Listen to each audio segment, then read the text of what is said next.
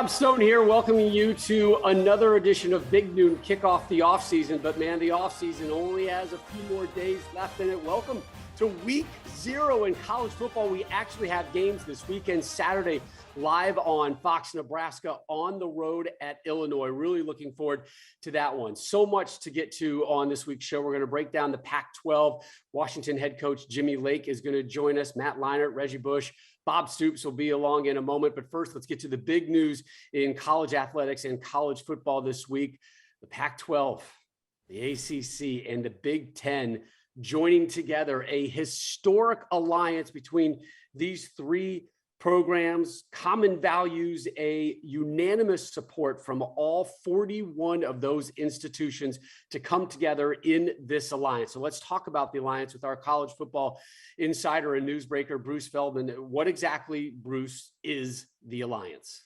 It's a great question, Rob. I think right now, what you have to keep in mind is the three commissioners who are involved. Kevin Warren, who last year became the commissioner of the Big Ten, and then Jim Phillips from the ACC, as well as George Klatt from the Pac-12. Those two guys are brand new. So as this thing kind of unfolds, and remember, everything is happening really fast in college athletics. We obviously know the news about what's happened in the Big 12/SEC with Texas and OU moving on. So I think what you're hearing from these commissioners and these presidents of these universities is, okay, we have a lot of commonalities. Where do we need to be on certain issues related to governance, which is honestly not a very sexy topic or a juicy topic to be delving into, but then relating to scheduling. The tricky part with scheduling is a lot of these games that teams sign up for, they could be 8-10 years down the road. So you're gonna have to work around those. Does it mean that there will be one less conference game for, say, the Pac-12 and the Big Ten to accommodate making some maybe more compelling matchups? Let's say it's a Clemson against USC or an Ohio State against Washington or something like that. Those games now, that it gives them more flexibility to try and do that. But I think right now, what I was told is, hey, they don't have a lot of the particulars, to be honest, to sort it out. So it's like, hey, now we're going to at least say we're in partnership, albeit a non-binding one. So you can take that for what it's worth. And also now we're going to start to roll up our sleeves and get to work on some things that we feel like we can have a handle of, maybe outside of the SEC power play that seemed to have gone on with it related to some bigger issues. Right. Let's get to that. So to what extent could we consider this a voting block to counter the power that the SEC continues to build up?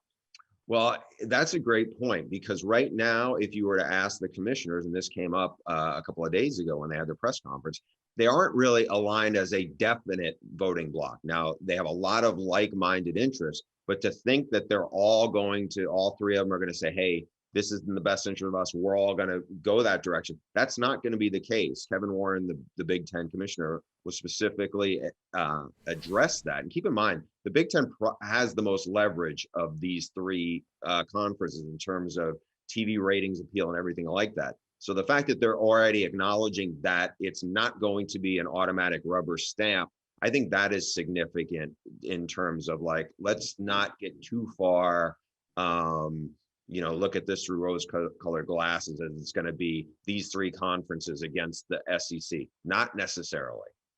How does this alliance impact the Big 12? Well, it just basically puts them on a further island, to be honest. I mean, right now, the Big 12, it basically feels like the Big 12 leftovers, at least if you look at from a TV dollar standpoint. And let's not kid ourselves, the TV money is driving a lot of these decisions. And if the Big 12, what's left of the Big 12 going forward, does not have much leverage in this, and they're not seen as very attractive parts in terms of expansion. So they feel like they're become even more marginalized, to be honest. All right, let's get to the big question out there, though. How does this impact the future of college football playoffs? To me, Rob, the most compelling part of all of this is what it could mean in terms of the CFP expansion that was discussed probably a month or two before all craziness that came out of the Big 12 and the SEC. So if it comes to this, and again, as I mentioned earlier, the three commissioners from these other three power conferences, they're all really new. So they were not part in terms of some of the CFP expansion talk. If they pump the brakes on where that's going in terms of, hey, you know what, ESPN's got it now, let's let this go to market and open market and see how much TV money is there. Is it in the best interest of college football to open this thing up and have multiple rights holders involved from a broadcasting standpoint? There's a lot of people in college athletics who think that. Obviously, full disclosure, we work at Fox. Right now, it's an ESPN thing. Would it be more than just one or two? Could it be like the NFL model where there's numerous broadcast partners involved? There's a lot of people inside college athletics who are working with these conferences who feel like that's in their best interest. That may be the way. Yeah, it may be good for Pac-12, especially for the CFP to go to 12, because then there's more inclusion. Same deal for some of the other conferences, not the SEC. But at the same point, if there's not a monopoly on this, and that's a big word, then I think there's something that a lot of people are right now feeling like that might be a good road for them to get down.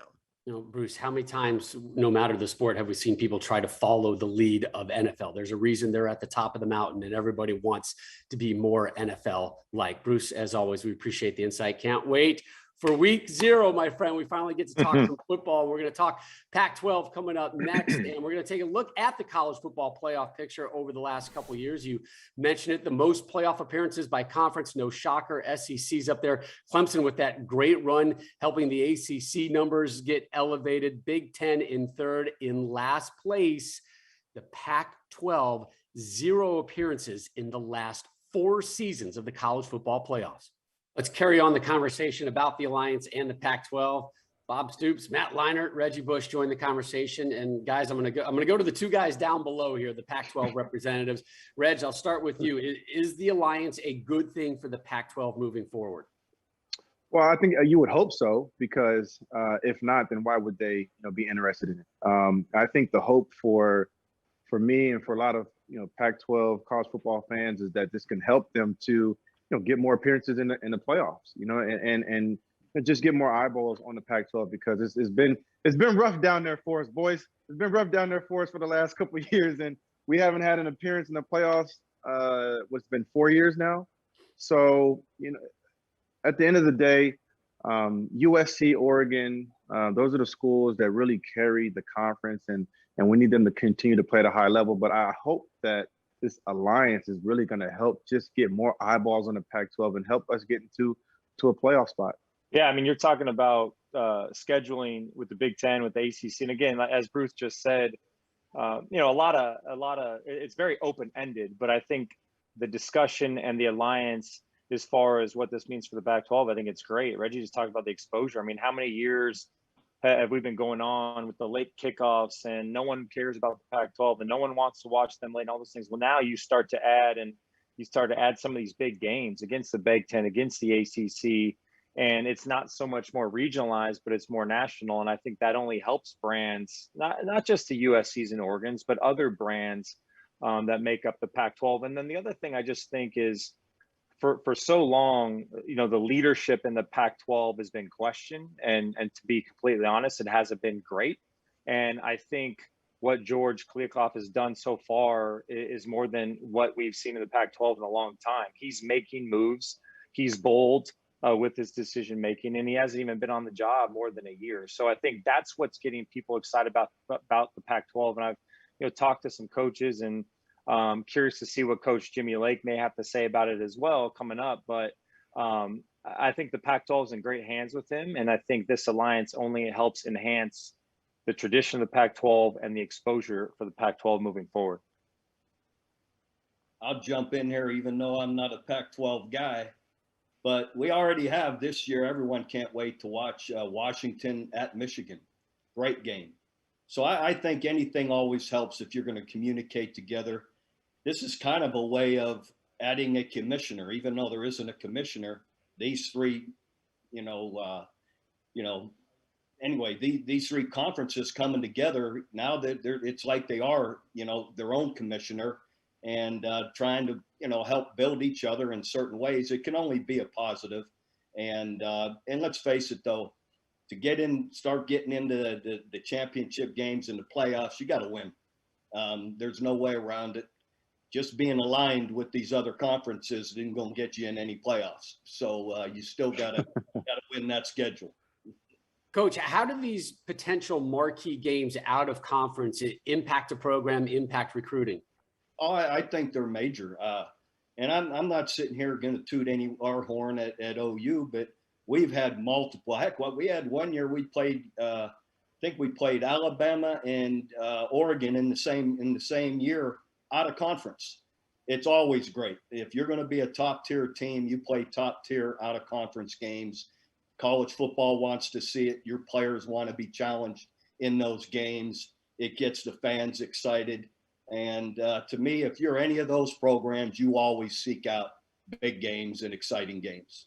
The top tier programs in the Pac-12 the last couple of years, I think we can kind of narrow it down to two. Reg, you hit it, USC and Oregon. Remember, the Trojans started undefeated last season until they fell to Oregon in the Pac-12 championship game, meaning the Ducks have won back-to-back Pac-12 titles. Matt, I go to you. Who is the team to beat in the Pac-12 this year?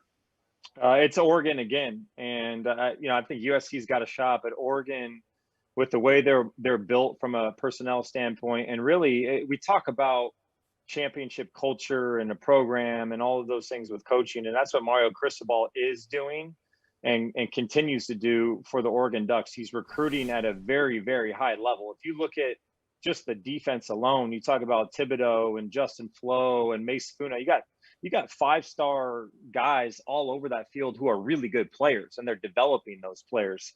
And then offensively, this team this year is absolutely loaded on the offense. And it reminds me a little bit of kind of the Chip Kelly days when they went on that run and they had speed everywhere. They had really talented, fast running backs, receivers that can go north and south and east and west.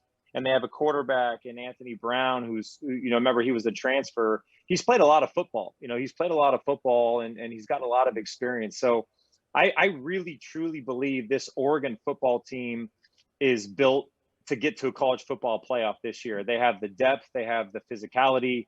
Remember, Mario Cristobal recruits like an SEC coach because that's where he hung his hat on prior to Oregon. So I love the Ducks, man. I think they're extremely talented and they got a shot this year. I actually think that USC could be the team to spoil the party for them, this year, especially obviously starting with Keaton Slovis, right? When you have a returning quarterback who understands the system, there's chemistry there with the offensive coordinator with Graham Harrell. I just think USC is set up, to really spoil the party and possibly win the Pac-12 as well. One of the things I would love to see them get to is just more of a balanced attack. Obviously, we know they can throw the football well. We've seen them do that time in and time out. But when you balance out the attack, you keep the other team's offense off of the field. I think too many times last year we saw 3-and-outs that were getting the defense back on the field too quick. Maybe they were a little tired. There is a chess game, to these games as they play them week in and week out. And so I just believe USC, with the talent they have, Graham Harrell, Clay Helton understands, their position right now, and they have been improving in recruiting as well, getting the number one recruit in the nation. I feel like all these things are setting them up for success this year. And I can't wait to see it play out. I can't wait to see Oregon and USC battle it out. I'm on a side with Reggie as well. I just feel the quarterback play. Oregon has to replace a quarterback. They played in a tight championship game with USC last year for the Pac-12 championship. And now USC has their quarterback back. I believe with Clay Helton as a head coach. We'll get over the hump. Graham Harrell, I like as the offensive coordinator. So strictly because of the quarterback play and all, I believe with them coming back. And let's not forget, Oregon's not even in that championship game if Washington doesn't have COVID issues there at the end of the season. So I think Washington's going to represent the North. Interesting.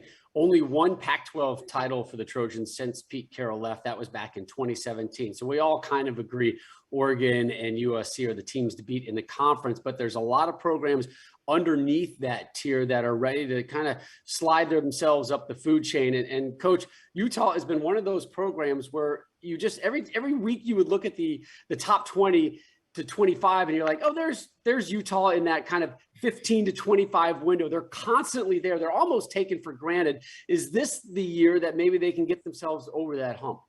I believe it is. And a huge reason, again, I believe that quarterbacks for the most part carry teams. And it shows that Utah doesn't have their quarterback back, and they've got 17 other starters. They've got another starter back in Charlie Brewer, transferred out of Baylor, led Baylor to an 11-3 year in 2019. He brought them all the way to the Big 12 championship game under Matt Rule. Great quarterback, and had Oklahoma beat up to the last 5 minutes of the game. Oklahoma came back and beat them in that game. But Charlie Brewer is another starter back and a major starter to help that already really good football team. So I believe that they're going to be real with Charlie Brewer back there. Reg, I'm curious, who's your dark horse in the Pac-12? Man, listen, it's up in the air after USC and Oregon. Honestly, you can go Arizona State. Obviously, Coach just spoke about Utah. I also like UCLA, with Chip Kelly, Dorian Thompson coming back as their quarterback coach. You just spoke about quarterbacks and how important that is to the success of a team and the offense. Well, having Dorian Thompson back for UCLA with Chip Kelly is going to be everything for them. They have lost some good pieces in the backfield, but I love the way that they play football. They were running the ball really well last year, made a lot of big splash plays, but I think they can also be a team that can put it together this year, and they're crosstown rivals with USC. So that's always sitting there for them as a game that they have circled as their Super Bowl, not our Super Bowl, as their Super Bowl. But we'll see what happens. We'll see who takes it. Chip needs a good year. We know that for sure here in Southern California. He needs to pick business up big time. Matt, your dark horse, we're going to go all the way up north to Seattle. Yeah, and what Jimmy Lake has done there in just a short tenure, obviously he's been there for a while when Chris Peterson was there, but I really love this coach and really love kind of his DNA, obviously his defense. But when you look at this team, and I think Coach just talked about it, they were 3-0 getting ready to go to a Pac-12 championship game, and then COVID derailed the end of their season. So they have a massive chip on their shoulder. They have everyone coming back almost on both sides of the football. I think 10 starters back on the offense. They might end up having the best offensive line in the conference when it's all said and done. Dylan Morris gets the reins again, a really talented quarterback. But it's about defense for me. And we know how good Washington has been defensively, not just in the conference, but from a national perspective, one of the top defenses every single year. That secondary is going to be outstanding once again. And looking at their schedule, they get that early game at Michigan, which is difficult, but you win that one. They have a real shot to be 8-0 guys when they face Oregon. And I believe Oregon is at home. So they got a shot to be 8-0 going into November, facing the Ducks for first place in that division. I mean, it's set up great for them if they can get past Michigan week 2. So I love the Huskies. Love that stadium. That stadium is a great home field advantage. And that should be a great race between Washington and Oregon in the north. And there it is, November 6th, home to Oregon. But again, a major Pac-12 program kind of putting their season on the line early in the campaign. One of those week 2 games where so much of the fate of a program will be determined as they take on the Wolverines. But Matt, I think you were right in picking Washington if you're going to look at the numbers over the last 5 seasons, right? No program has won more games, had a better winning percentage than the Washington Huskies. Yep. 43 wins and just 15 losses. Jimmy Lake getting ready for year number 2 in Seattle. Second-year University of Washington head coach Jimmy Lake joins us right now. Coach, thanks for joining us. Number 20 in the AP preseason poll, but all the talk in college football this week has been about the alliance that the Big Ten and the ACC and the Pac-12 have come together on. How does this alliance impact the Pac-12, and how does it impact your program? Well, I'm really I'm happy that it came about. I think our new commissioner, GK, has done a phenomenal job of putting the Pac-12 first, and maybe that hasn't been the case in years past. And so I think this alliance with the Big Ten, with the ACC, it's gonna make sure that our future is in good hands. And I think GK has done that and positioned us for years to come to be in a great situation. Hey, Coach, it's Matt. I want you to reflect a little bit on last year. Start 3-0, supposed to be in the Pac-12 championship game. Obviously, COVID hit, so just a lot of challenges from last year. Reflect on just how difficult those were, but also I know kind of the mantra this year is just kind of unfinished business. How last year has helped motivate and get your guys ready for this upcoming season. Yeah, no, last year was a difficult time for all of us, the whole world. But, for our team, limited training camp, no spring football whatsoever, brand new quarterback, a lot of new players, to finish the way we finished, 3-1, win the Pac-12 North, and then to have the season finish the way it did.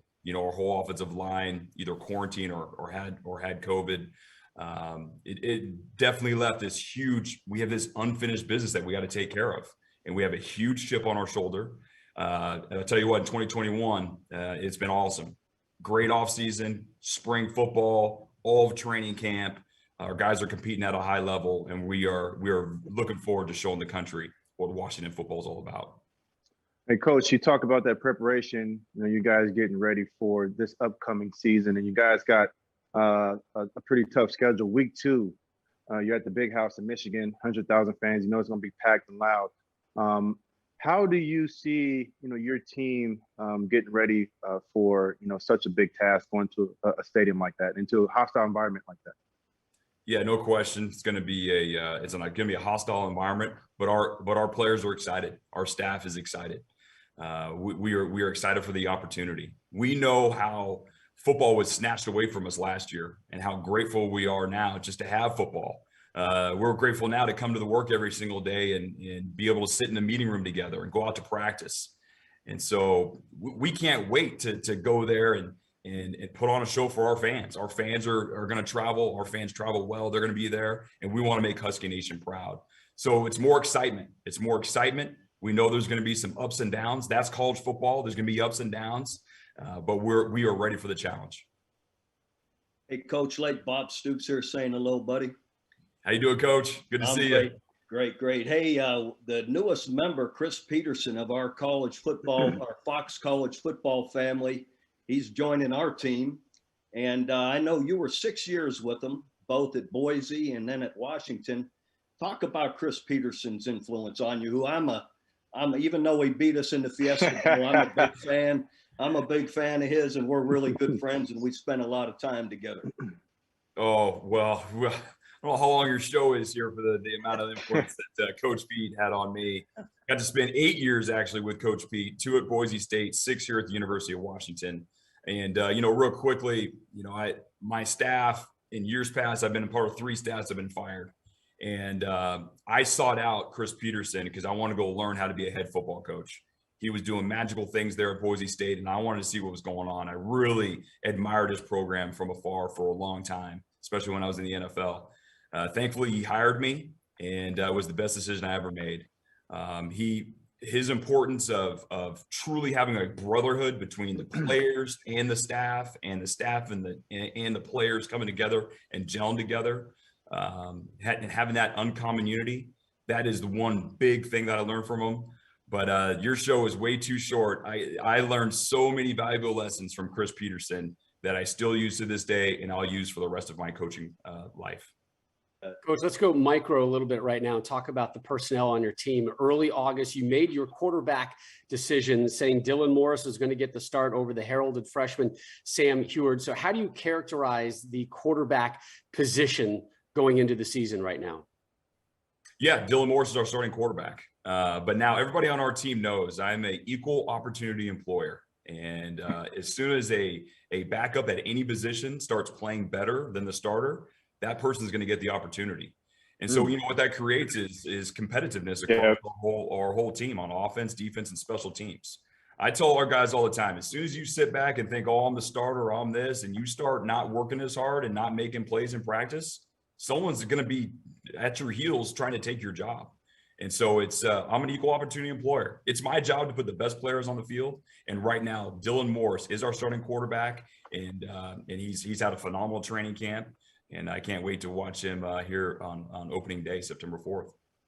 Coach, I love that. That's exactly what Pete Carroll kind of preached for us at USC. It was just competition. The best player is going to play, whether you're, a fifth-year senior or a true freshman. So I think that only equals success on the field. Staying just with the personnel theme, Dylan Morris, obviously Trent McDuffie on the other side is a talented defensive back. Is there a player or players that we should watch out for this year? Maybe have a breakout type season. I'm always interested in seeing those types of players that you're really excited about, but maybe we don't know about yet.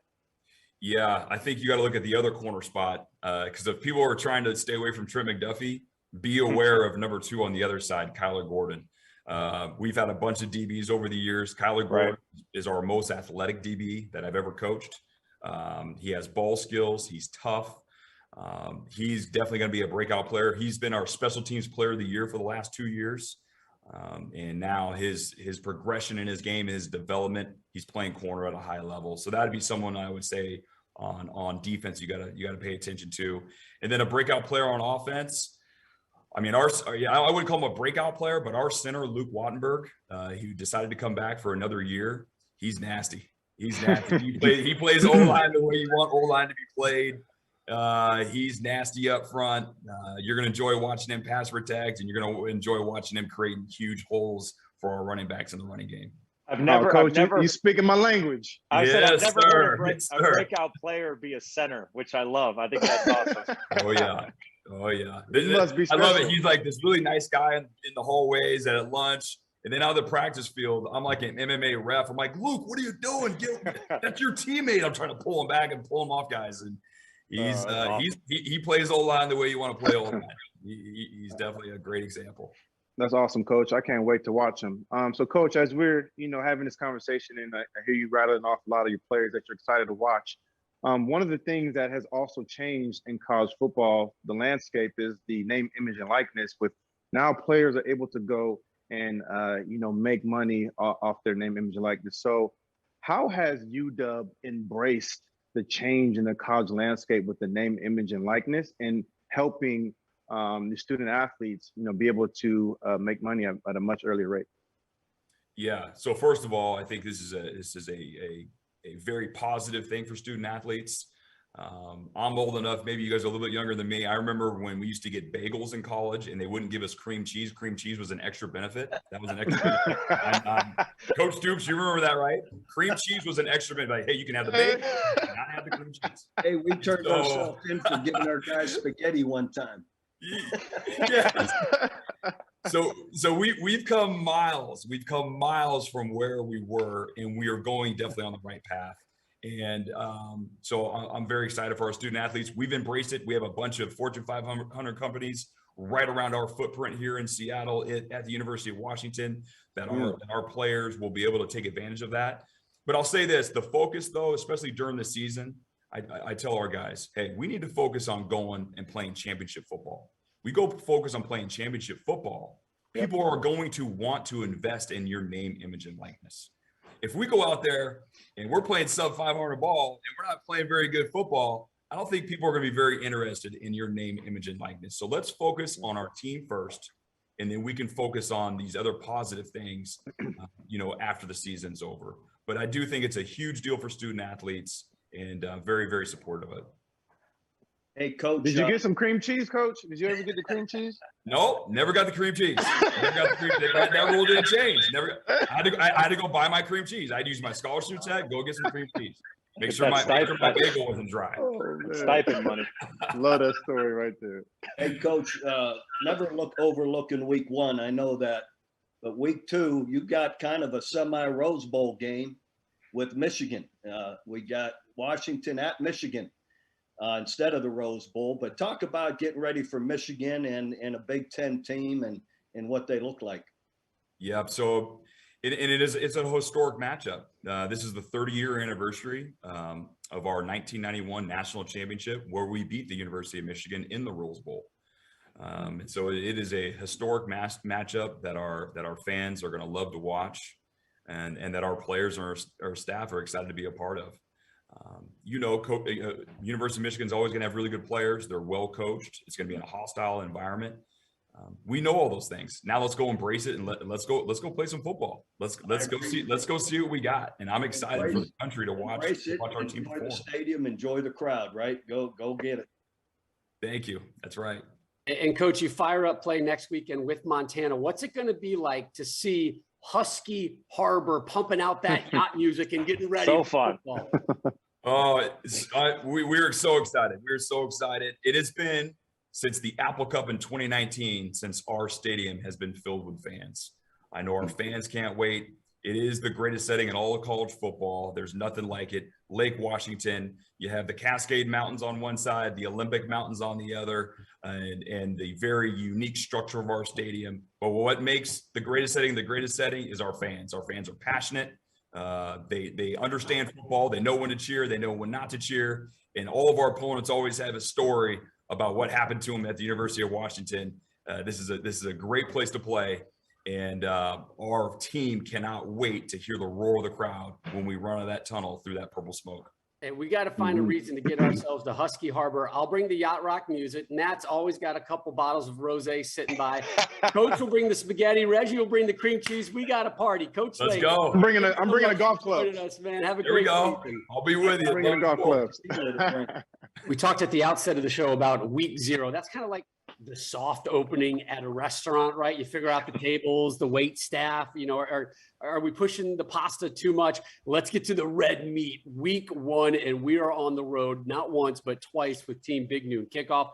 Thursday night, prime time in Minneapolis. Number 4, Ohio State at Minnesota, 7:30 Eastern, live on Fox. And then just a couple hours later, Saturday morning, Penn State at Wisconsin, top 20 showdown to fire up Big Ten play for both of those programs. What a great way to start the season. I hope you guys have booked your flights already. Don't come crying to Daisy if your flight isn't booked 48 hours before we go. All right, let's get to the Big Noon Kickoff top 5 teams of 2021. We're going to start with the top team in the Big Ten, the Fighting Ryan Days of Ohio State. Cannot wait to see them next Thursday night in Minneapolis. A great test. Be very curious to see if Minnesota is Minnesota from last year or Minnesota from 2 years ago. A lot of people are saying it's the Gophers from 2 years ago, which will make things a little bit more difficult for the Buckeyes as they open up play on the road. Checking in at number 4. Who is it? Clemson. Yeah, the Fighting Dabo Sweeneys. A lot of turnover, but they appear to be in good hands at quarterback again with Mr. DJ over there. Checking in at number 3, SEC, the first of 2 SEC programs on this list. Georgia, we're going to talk a little bit more about Georgia. A lot of people think they might be a sleeper to be number 1. At number 2, Coach, the Sooners. I'm curious to see where you put Oklahoma on your list. You are allowed to be a homer as long as you use the head, not the heart. And number 1, this is not going to be a shock to anybody, Nick Saban and the Alabama Crimson Tide. Oh. They have won 6 of the last 12 national titles, trying to win back-to-back natties for the first time since the 2011-2012 program. Matt, are they your number 1 team in the land?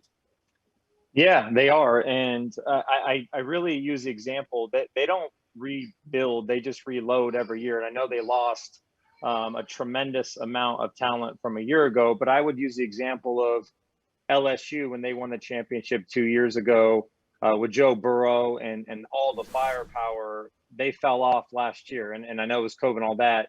So Alabama doesn't do that. Even though you lose Mac Jones and Devontae Smith and Najee Harris, they're going to reload, in my opinion. And a crazy stat, guys, there's been 7 times in Nick Saban's tenure at Alabama where they've started a new quarterback, his first year starting. 6 of those 7 times they got to a national championship game. Now think about that. That's crazy. That's what's in store for Bryce Young. And there's a lot of expectation on him and all that, but I firmly believe this kid is going to be a star. He is a star in the making. He's still surrounded by Mechie, who's kind of this year's version of Jalen Waddle. Their defense is going to be maybe the best defense in the country. They return almost everybody on that side of the football. Their back seven is going to be terrific. And really the schedule shapes up. They have a tough week 1 against Miami, which is going to be pretty exciting. That could go, we'll see if Miami can stay with them. But besides a road game at Texas A&M, I mean, this schedule shapes up for Alabama to make another run. So, I'm fired up for Alabama. I think they're going to be right there in the mix once again when it's all said and done. And the one thing that Nick Saban has done a great job at in his time there, he's created culture, right? So when you have culture, it's about the pieces that you bring on fitting into that culture, right? So he has something there that kids believe in, that they want to go to, that they know that when I come to Alabama, I'm going to be developed for the next level, because he runs a professional style football team, pro style offense, which is why right after Sarkisian left, who did he go out and hire? He went and got Bill O'Brien, because he wants to keep that pro style offense, that pro style system going at Alabama, because look what it does for the program. You know what I'm saying? So kids can come there and they see that I'm going to be developed for the next level. I'm going to play in at least the playoffs every year, most likely a national championship. And what kid wouldn't want to, go to that? So that's why they continue to reload every year. That's why they're always number 1, number 2 preseason. And it's going to be no different this year. They're going to beat the brakes off of everybody they play this year. And, they're going to be right at the end of the season. We're going to be talking about Alabama having another magical season.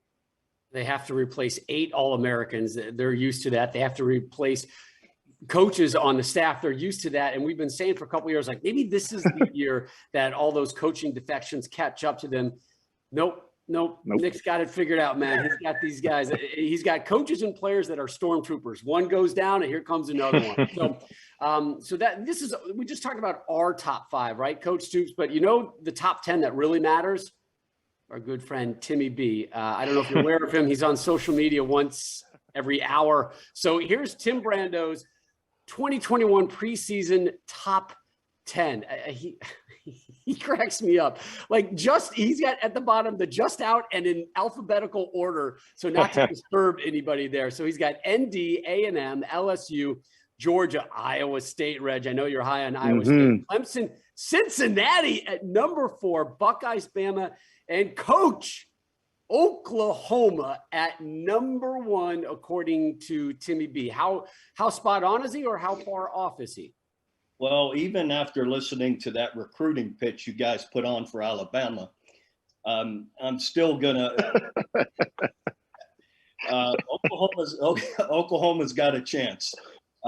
Spencer Rattler, their quarterback, just scratched the surface last year as a redshirt freshman, having missed spring ball, goes out and had a great year, and really believe with the talented receivers, the experience that's back there. And they added an electric guy in Mike Woods from Arkansas. That's a big play type guy to go with that already explosive receiver group. They're always going to be able to run the football. Everyone's back in the O-line except the center. They've got 2 great running backs. Kennedy Brooks had been over 1,000-yard rusher before he took the last season off because of COVID. And they got Eric Gray transferring in from Tennessee, who's a great explosive player.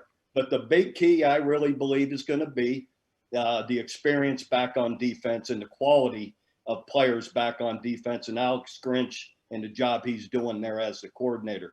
Their D-line is actually going to be a strength with Nick Benito, preseason All-American, big tackle, Perrion Winfrey, another D-end, Isaiah Thomas, all big-time players. And the added length and toughness and experience in the secondary, I believe, is going to help them really get over the hump where they've, lost in the last, 4 playoff games. I believe we're in position at OU to make that jump this year. Coach, you had Oklahoma number 2 and Georgia number 1. Be honest, who filled out your top 10 list there? Somebody stole it from you, right? Because I know you had Oklahoma at the top of that list. I make no bones about it. I only did that so I didn't look like a homer. I don't. Smart man. Guys, let's talk about Clemson. 6 straight trips to the college football playoffs. Reg, are they in line for a 7th straight?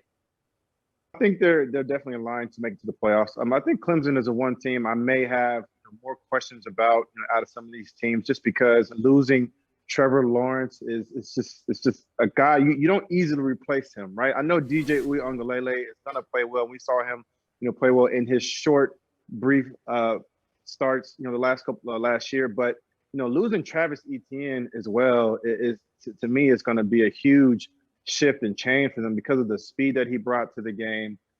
Also with the read option that they ran with him and Trevor Lawrence, but that was what really helped them to be successful and always keeping defenses on their toes. So I still think they're going to get to the playoffs, but it just where they fit in and how they stack up against Alabama, which we know they reload year in, year out.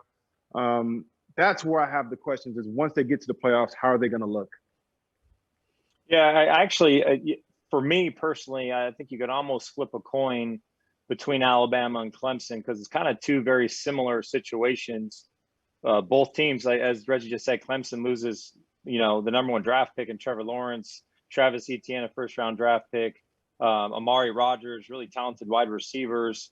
So they're the same question marks, I think, for Alabama. But because DJ went in last year and listen, against Notre Dame in a loss was lights out, came from behind against Boston College, who's a good football team. We know Jeff Hafley's going to have them rolling over there, and played extremely good football. So I don't think, as crazy as it is, I don't think there's going to be much of a drop off at the quarterback position as far as just how the numbers and the wins. Remember, Justin Ross comes back, guys, and 2 years ago, he was potentially a first-round draft pick. He's a star. He's a stud. That's right. And then defensively, which they did struggle last year at times, especially in the secondary, that whole side of the football is back, and they're going to have that defensive line that's going to be outstanding and dominant, just as they did a few years ago. So I actually really like Clemson. Again, I put them in the same breath as Alabama. Very similar situations where you lose some great players, but man, you've just been able to reload. And again, it's the ACC. I just don't see anyone in the ACC really competing with them week in and week out. Again, they play Georgia week 1, guys, and maybe we'll get into that. That's going to be a phenomenal game, but that's a non-conference game. So I like Clemson as well. I think they'll be right back in the playoff. 10 former 5-star recruits on that roster. Coach, let's talk about Georgia, the team you had number 1. They went 4-0 and put up 37.3 points per game when they made the move to JT Daniels at the quarterback spot. And now he's going to be the number 1 from week 1. Yeah, and the only reason is if you look at Alabama and Coach Saban and all the championships they've won, they usually do it every other year. So I'm banking on the odds that, losing, some of the coaching staff, eventually it's going to catch you. Losing 8, you just said it, 8 All-Americans. So at some point, and that's, it gives you a little bit of a hiccup. And I believe Georgia with JT Daniels back, as you noted, they played so well once they named him the starter. He's complete over 300 yards a game. They're 4-0 since he took over, averaging near 40 points a game. So that's going to make a big difference. And I also read where they've got 19 former 5-star recruits that are starting. They're recruiting the last 3-4 years. I think the last 3 years they were number 1 in the country, number 3 in the country, and number 1 in the country. So, that's a lot of talent to match teams like Alabama, Clemson, OU as well. So I think Georgia would be one to be poised to do it all or have a chance to. Before we skip out on this conversation, Reg, I want to make sure we hit one program that typically we don't talk about in this type of aura, talking about top 10 or top 5 or college football playoffs, the Iowa State Cyclones. Yes, sir. Yes, sir. I love Iowa State Cyclones this year for a number of reasons, but they're my dark horse team this year. I feel like they're the one team that could spoil the party when we're talking about the college football playoffs because they're sitting in a really good spot. They're at number 6. We know they got to play Texas and Oklahoma at the end of the season, which that game to me is going to come down to who's going to win the Big 12. And then from there on, they'll handle business. But I love Iowa State because for a number of reasons. One, they have the defensive player of the year and the offensive player of the year from the Big 12, and Breece Hall at running back, and then Mike Rose at linebacker. They have a ton of chemistry and just returning starters on the offense side of the ball. I believe 11 starters returning. Also, Brock Purdy at quarterback.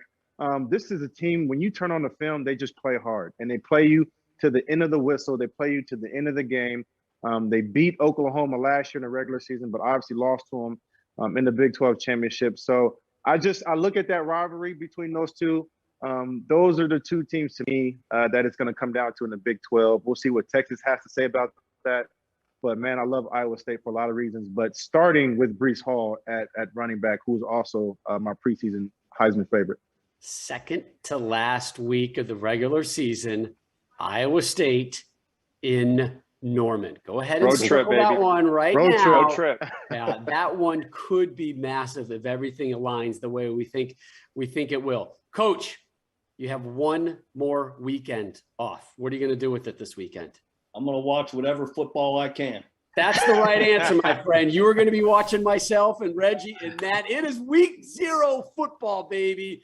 Scott Frost, year 4. What a turbulent offseason it's been for Nebraska and Frost. They're on the road at Illinois, and welcome back, Brett Bielema, to Big Ten football. Nebraska, Illinois, this Saturday, 1 Eastern, live on Fox.